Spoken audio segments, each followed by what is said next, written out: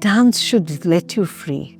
It should set you free. In the prison, it's a different world altogether. They were being taunted because they had come to dance. And they did not come willingly. They were pushed into it because I wanted to teach. I just channelized their unused energy in a positive way. Once they got that rhythm within them, they started enjoying it. The rhythm they had lost in life was coming back.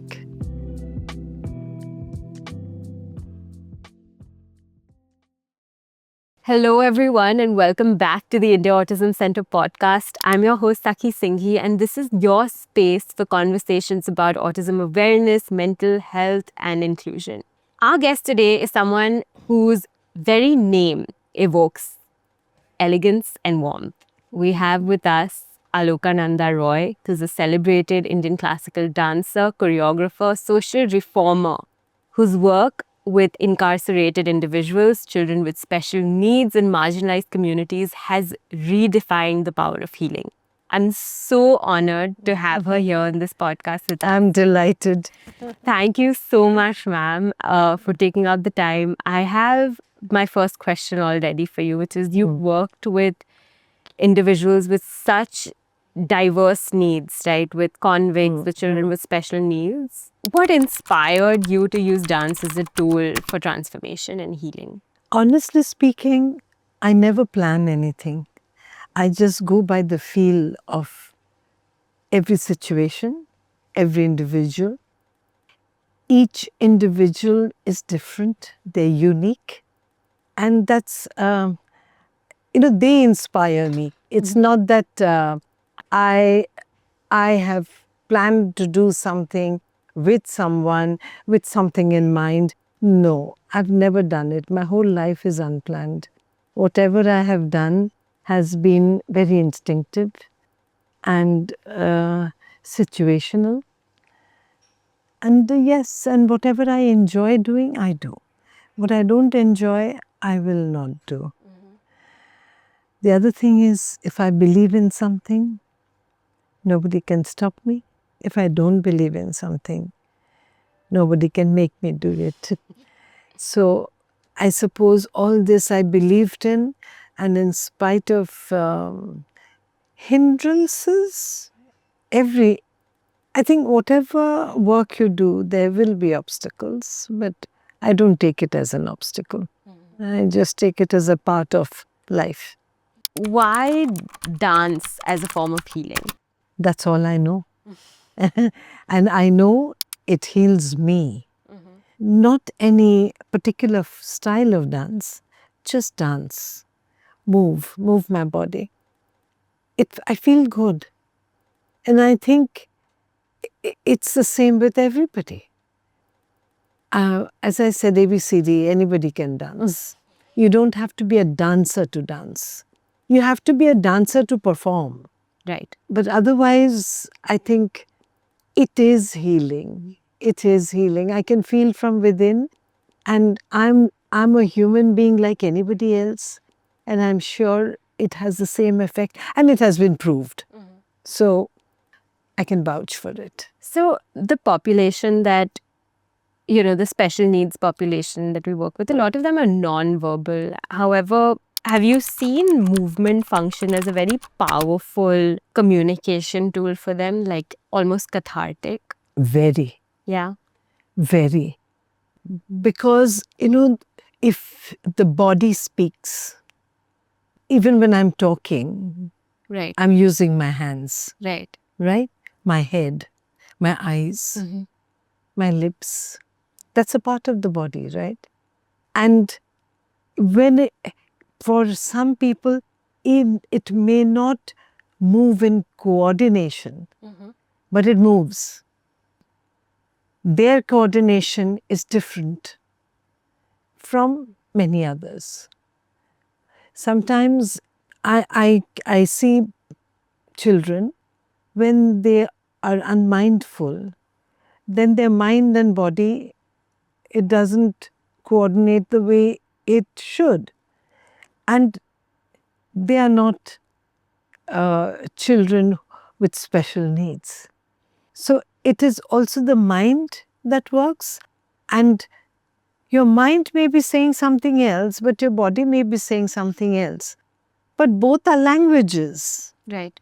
which people who do not have special needs, they fail to understand.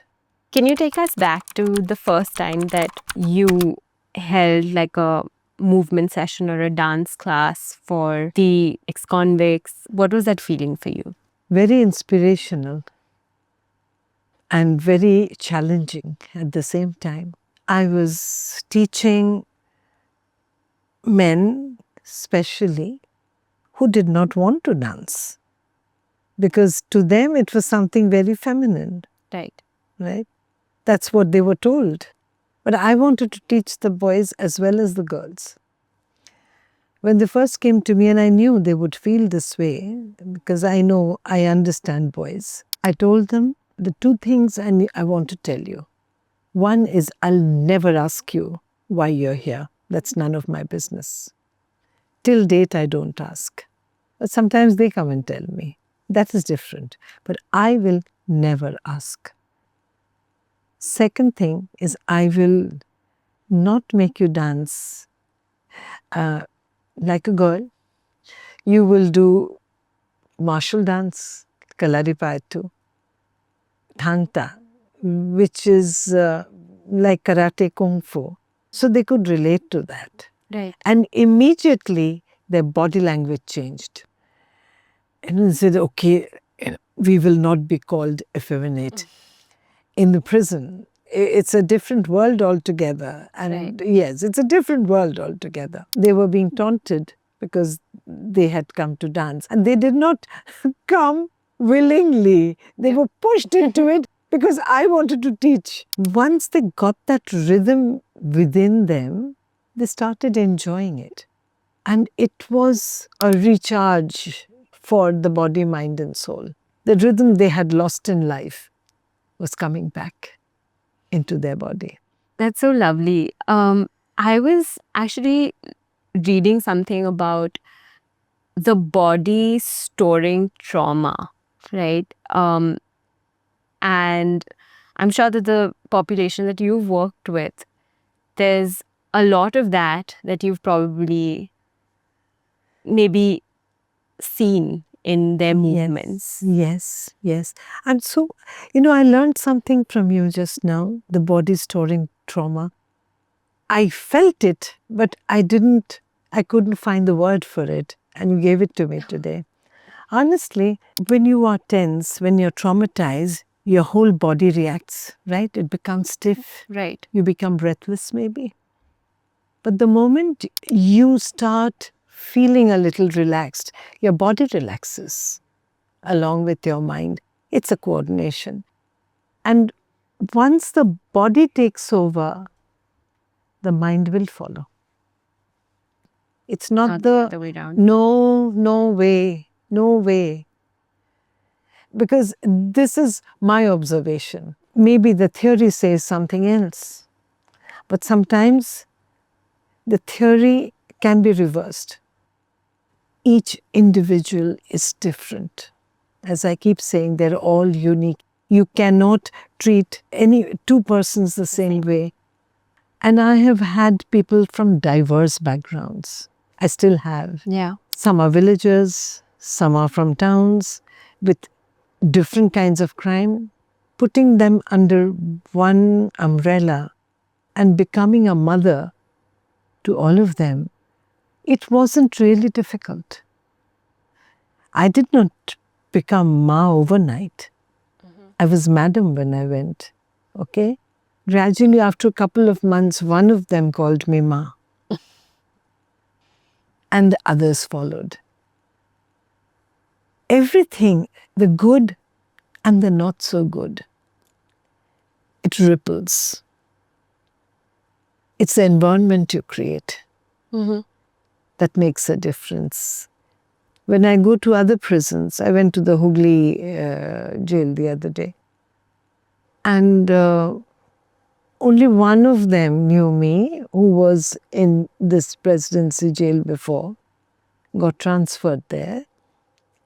And The rest don't know me personally. But they were all calling me Ma. Because they have heard about me. Right. They have maybe seen pictures. And they know that I'm a Ma to them. And I become a Ma too. That's why I've got a nickname. I'm known as Jail Janoni. Okay. So I'm the Jail Janoni. And I love it.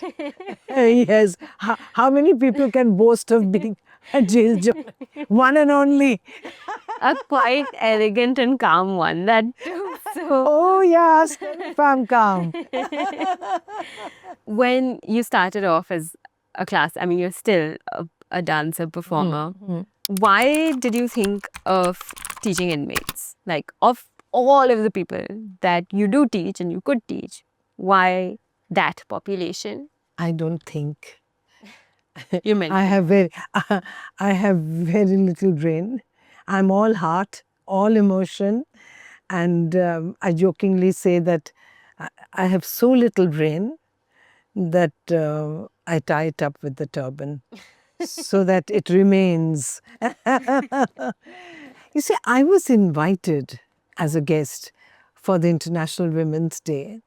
And then they had this female ward in Presidency Jail. Otherwise, I wouldn't have gone to Presidency, right? So I went and there was a program and I gave a speech. It was a usual program. And some of them recited, one sang a song, the women.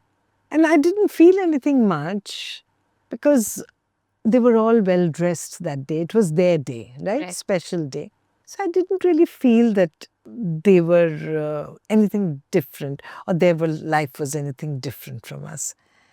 They requested the then IG and the minister, and said that they asked them to request me to teach them. So when they approached me, I readily said yes, not for the love of it or not because I wanted to do anything. I was curious to know about the life they have inside because that's a very different world. And not anybody can just walk in and find out. So I said, okay, I'll do it. So when I came out from that program, and it was a huge place with trees and birds, very different from the picture you have of a prison. Yeah. So when I came out, I saw the boys walking around aimlessly. I was taken for a guided tour to show Netaji's cell, the gallows, then Sri Aurobindo's cell. I'm all into Mother and Sri Aurobindo. So I stood there for some time and I noticed the boys aimlessly walking around. I don't know what made me say this or what made me even think. It must be the mother instinct. And I could, being a dancer, I could read their body language, nothing to look forward to, that aimless walk. I instinctively asked, being a mother, I felt the first instinct was how a mother feels. Something that I keep repeating and I'll repeat every single time I speak. No child is born an offender. I don't like to use the word criminal. Why things happen is something we don't know. They have been judged. Yeah, if you have wronged, you have to be punished. But don't we punish them over and over and over again by not accepting them as human beings? Okay. So many white-collared offenders are walking free. Nobody raises a finger at them, right? The moment you walk in to the prison, you are stamped for life. So I asked Mr. Sharma that, can I also teach the boys? So he looked at me, he was a little surprised. He says, won't you feel scared? I said, why should I feel scared? What will they do to me? They're my son's age. He says, okay. That's how it started. I thought I was going to do a 2 or 3 months workshop. It turned into a therapy and a revolution. And That today, was Nigel, I remember, right? yes, And yes. he really Yeah. blew up around that time. Yeah, He became quite the performer. Remember that. Remember reading about that. That was very interesting for me. Yes. And now I'm there for 19 years. It's been 19 years. Lovely. I have a question to ask you Yeah. about. Well, there's one thing that you said about dance, performing as a dancer, and then there's one thing about just plain dancing. I myself, I don't think I'm a dancer. I hate dancing. I'm very conscious. But I've noticed that there are folks that, and especially autistic folks, that they have a stimming behavior. They do these repetitive movements again and again. And this is not in a place where music is playing, not in a place where they're dancing. This is just their body moving, their body needing that release. And I've seen parents or people around stop them to do what they are doing because it's probably not socially appropriate. When you see things like that happening in your sessions or your workshops, what is your natural reaction to the body moving in its own rhythm? See, we are social animals and we are always trying to curb spontaneous behavior if it is not socially correct, which is so wrong. As I said, when your body moves, you're letting out steam. A lot of bottled up emotions come out. And these children, they don't think what is socially right or wrong. They are just who they are. They're in their own Correct. world. They're in so the authentic. Yes, and they are genuine. Yeah. We are the ones who are put-ons. Right. So if we don't accept them, it's our fault. And if we don't accept them as normal children Yeah. or normal people, even if they're not children, because they don't, they don't have that capacity to be anything but genuine, Right. right? And we tend to curb that and make them into a social animal. Which is not needed. No, it's not needed. Yeah. It's not needed at all. They are happy in their own world. They must be allowed. But even when I have done workshops with people with special needs, I let them do what they want to do. They lead it.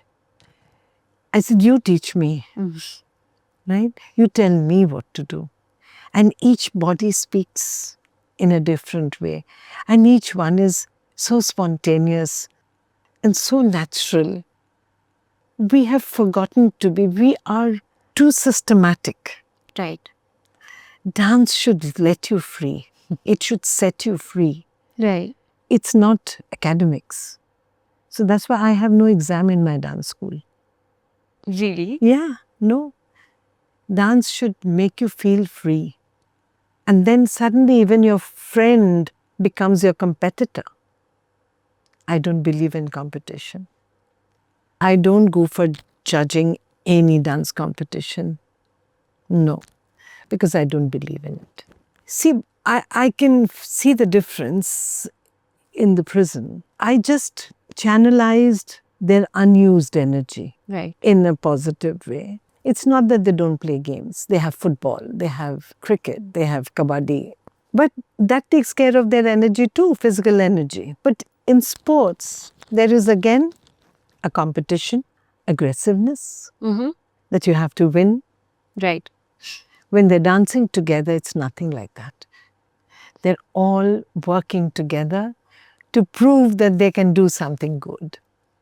That's the difference. So whenever there is competition, whenever somebody has to prove something that you are superior, the whole essence is lost. You see in all these games, these cricket matches and all, the ones who lose, Yeah. it breaks them. and the spectators break them even more. 100%. Yeah. Is it necessary? Yeah, when India lost the World Cup against Australia, I made it quite a big deal. I remember giving a lot of unasked for feedback on all my socials, and I kind of did make it hell for the players. But yeah, sorry. Yes, because that's the trend. Yeah. And you all are young. You will fall into that groove. Yeah. I'm not young. I have seen life in all its shades. Right. Right? So if we don't teach the youngsters, there's nothing wrong with anything. But what is right to me may not be right for you. Mm-hmm. But you have to know the values. We have to teach them that. So thank you so much for that. I want to talk about how you create a very safe and relaxing environment. Like while sitting just across you, I feel so relaxed. But how do you manage to do that in your dance therapy and sessions when someone might be feeling overwhelmed? Dance gives you that freedom. Not structured dance. Mm-hmm. Not classical dance. No. If it is anything structured, then it's different. Right. Yes, in a dance school or a dance class, if you come to me, you'll come to learn Odyssey. I teach the grammar. And I always tell them that learn the verbs, the nouns, the adjectives. Make your own sentences. You don't have to make the sentence I wrote. Mm-hmm. Right. So unless you give people the freedom, they will always feel caged. In a dance class, when the beginners come, Yeah. they are self-conscious. So you know what I make them do? I just put on some music. I say, look, you tie your eyes, tie around. That would help a lot. I can't stop looking into the mirror. When I go into the dance class, the only thing I look at is the mirror, and I keep thinking everyone's looking at me. Yeah. So I tie their eyes and I say, just do what you want. Let go. And your eyes are tied too. Yeah. You can't see anybody. Nobody. You won't even know if somebody is looking at you. So, wow. And with your eyes tied, you go within. Right. Right? When your eyes, that's why the people who are blind are so sensitive.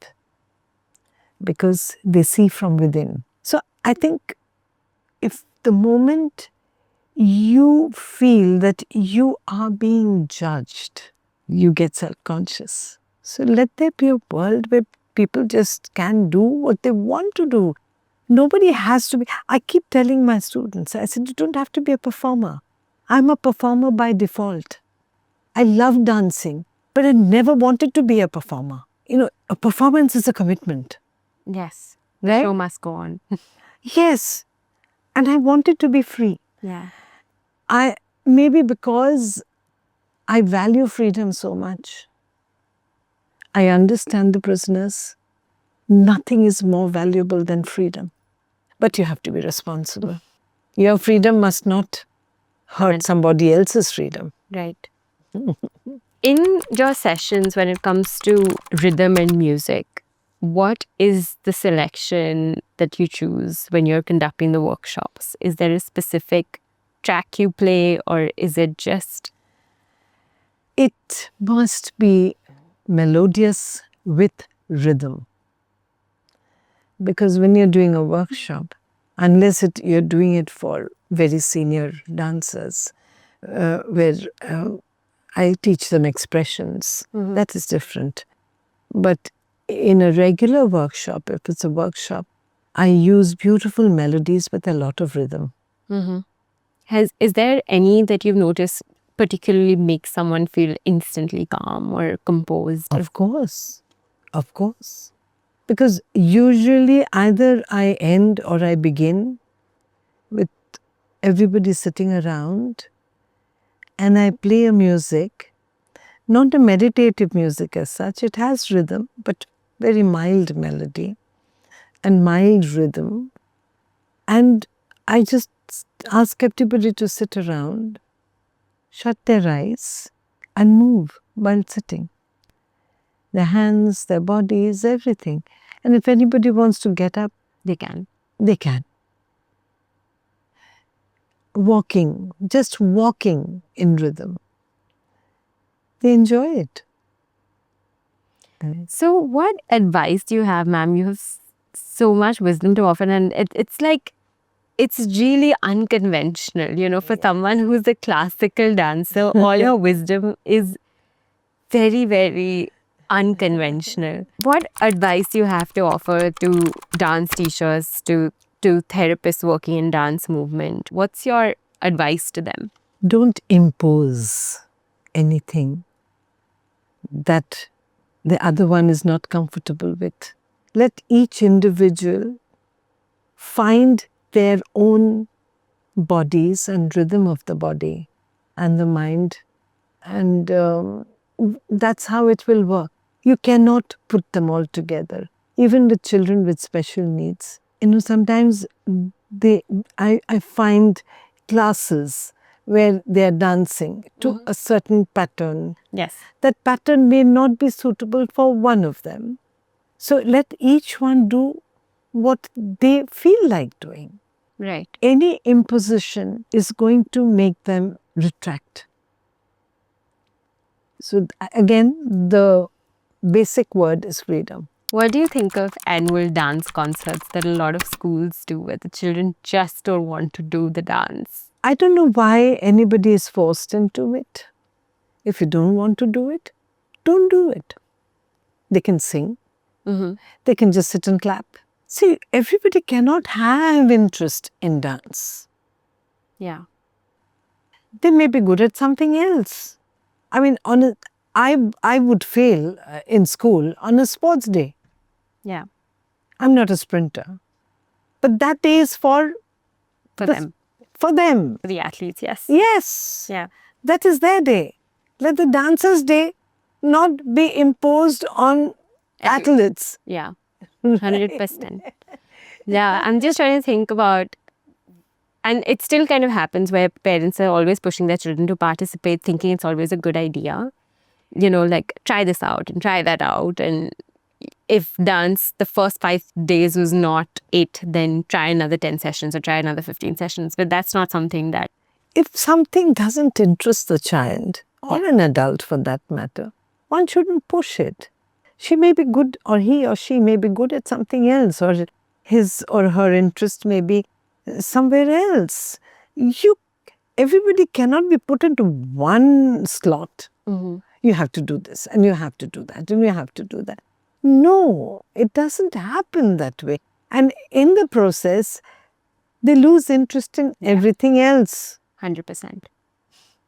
That's true. They don't want to do anything because then they said, no, I'm not going to do that. Yeah. Right? The new thing that's starting is dance therapy, music therapy. What is the difference between just like a regular dance and a dance therapy? You know, I sometimes hear that it's structured differently. I don't believe in that word. Yeah.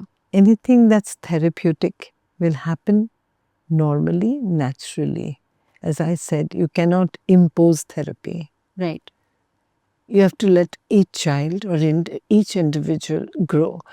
You know, this term, they call my work as dance therapy. No, I call it the love therapy. You know, it's not the dance that has created this magic. It is the connect. Correct. Not just between me and them, between themselves. Yeah. People who never used to look at each other. You know, in the prison, there are a lot of conflicts. Once they start dancing together, once they're performing together, they embrace each other. So it is not the dance. It is what goes with it. The feel, that is important.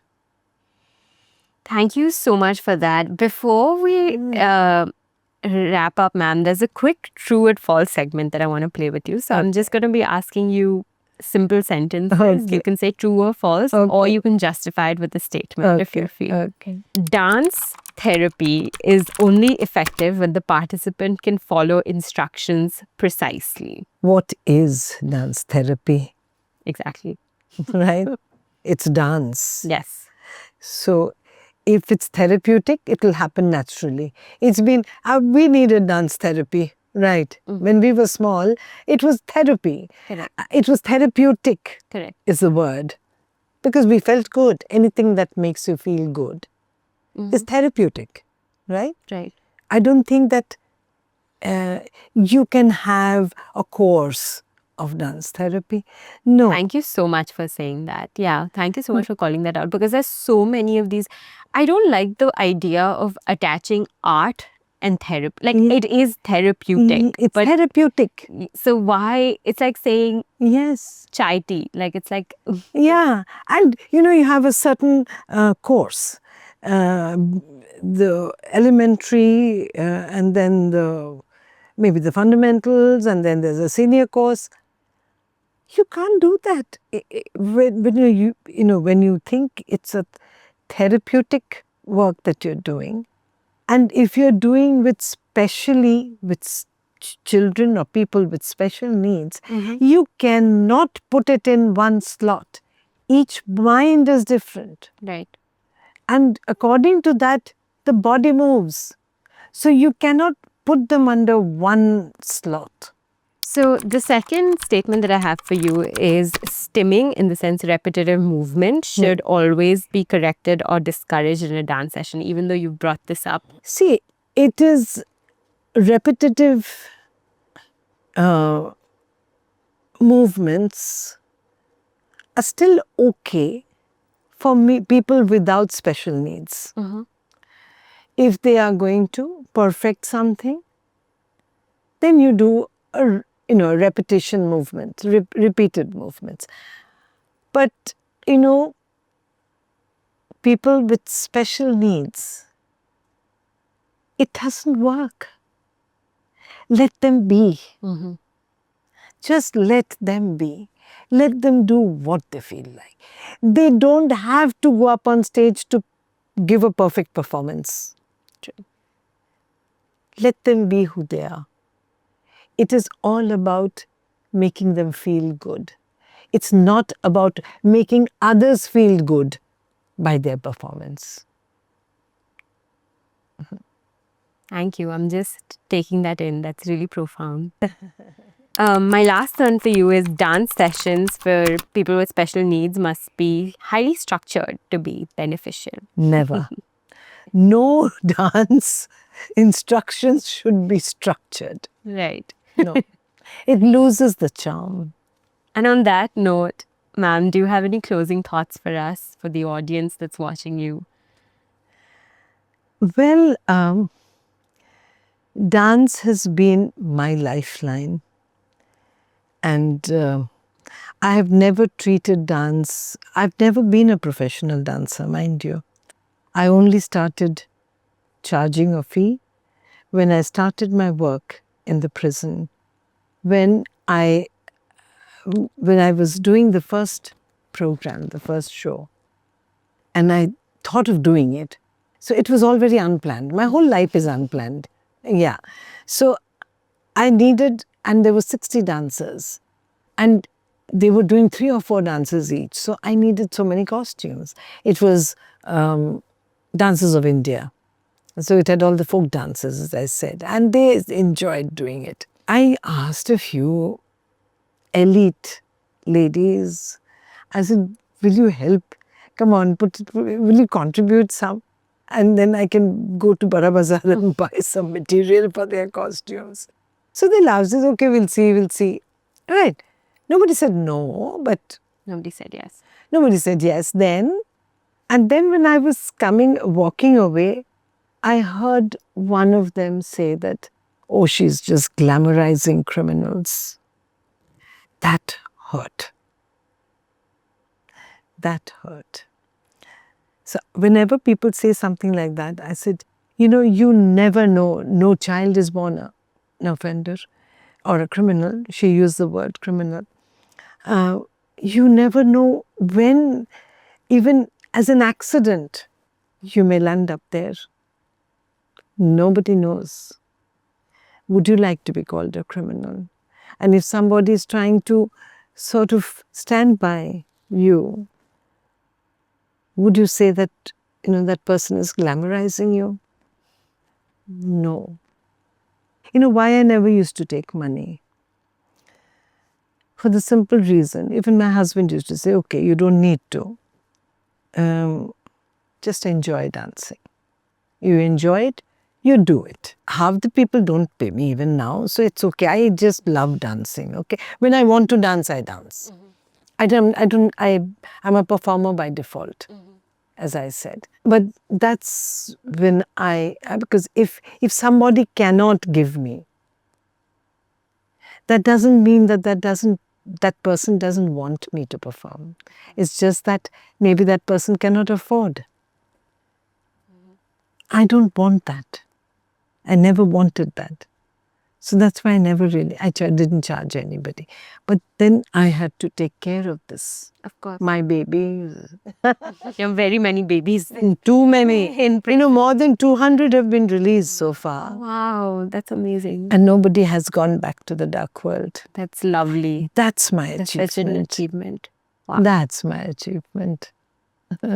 Thank you so much for being here, for sharing your extraordinary journey, for teaching us all these, for giving these nuggets of wisdom, for the lovely grace and presence that you bring to this.